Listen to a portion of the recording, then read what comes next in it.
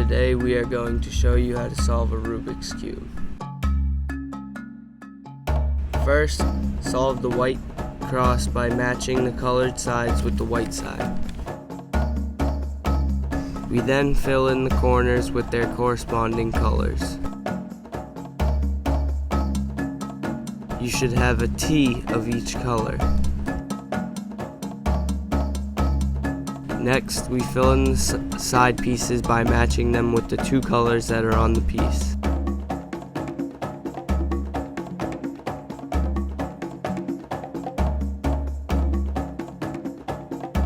When that is done, you should have a yellow cross on the top, two bottom rows full, and a complete white side.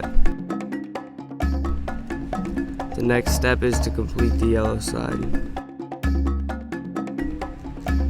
You should have one side with only one different piece in the middle of the top row on at least one side, if not all sides.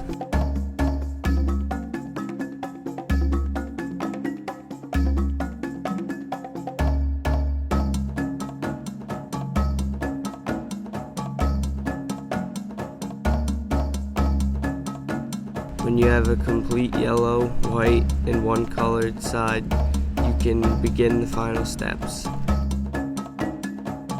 Repeat this last step until the cube is complete.